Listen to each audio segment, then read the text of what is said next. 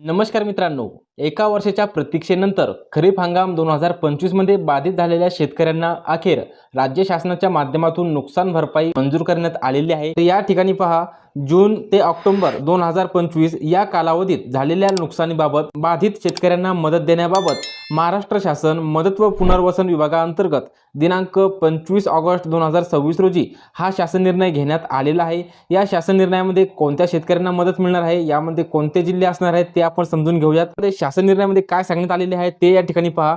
माहे जून 2025 ते ऑक्टोबर 2025 या कालावधीत नाशिक विभागातील नाशिक, अहिल्यानगर व जळगाव जिल्ह्यात अनुक्रमे 65 मिलीमीटर पेक्षा कमी पाऊस झाल्याने, 24 गावात सरासरीपेक्षा जास्त पाऊस झाल्याने आणि वादळी वारा यामुळे झालेल्या शेती पिकांच्या नुकसानीसाठी शेतकऱ्यांना मदत देण्याकरिता संदर्भ क्रमांक 2 येथील शासन निर्णयान्वये निश्चित केलेल्या दरानुसार यामध्ये रक्कम जर पाहिली 86,65,29,000 इतका निधी मंत्रिमंडळ उपसमितीच्या दिनांक 2/7/2026 रोजीच्या बैठकीमध्ये घेण्यात आलेला आहे। एक वेळची विशेष बाब म्हणून वितरित करण्यास शासनाची मंजुरी देण्यात येत आहे। माहे जून 2025 ते ऑक्टोबर 2025 या कालावधीमध्ये ज्या शेतकऱ्यांचे यामध्ये नुकसान झालेले होते त्यांना आता निधी वितरित करण्यासाठी 86,65,29,000 इतका निधी वितरित करण्यासाठी शासनाकडून मंजुरी देण्यात आलेली आहे। यामध्ये कोणते जिल्हे असणार आहेत ते आपण या ठिकाणी सविस्तर जाणून घेऊयात।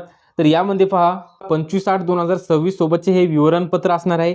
यामध्ये विभाग जर पाहिला तर नाशिक विभाग असणार आहे। नाशिक विभागातील नाशिक जिल्ह्यासाठी जर का पाहिलं तर कालावधी आहे ऑक्टोबर 2025, प्रस्तावाचा दिनांक आहे 22/5/2026। यामध्ये बाधित शेतकरी संख्या जर पाहिली तर 1,17,419 आहे।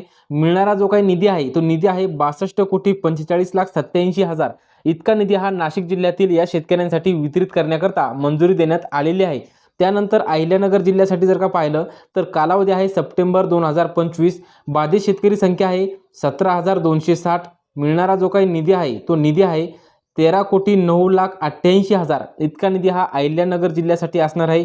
त्यानंतर जळगाव जिल्ह्यासाठी जर का पाहिलं तर कालावधी आहे जून 2025 आणि बाधित शेतकरी संख्या आहे 10,476। मिळणारा निधी आहे 11,09,54,000 इतका निधी हा जळगाव जिल्ह्यातील बाधित शेतकऱ्यांना वितरित केला जाणार आहे। एकूण नाशिक विभागातील या जिल्ह्यातील शेतकरी जर का पाहिले तर 1,45,155 इतके शेतकरी हे बाधित शेतकरी म्हणून घोषित केलेले आहे आणि या शेतकऱ्यांना मिळणारा जो काही निधी आहे तो निधी आहे 86,65,29,000 इतका निधी हा नाशिक विभागातील या संपूर्ण जिल्ह्यांना वितरित केला जाणार आहे। डीबीटी अंतर्गत लवकरच शेतकऱ्यांच्या खात्यामध्ये हे अनुदान वितरित केले जाणार आहे।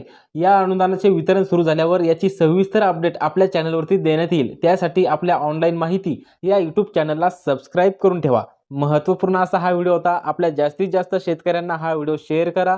धन्यवाद।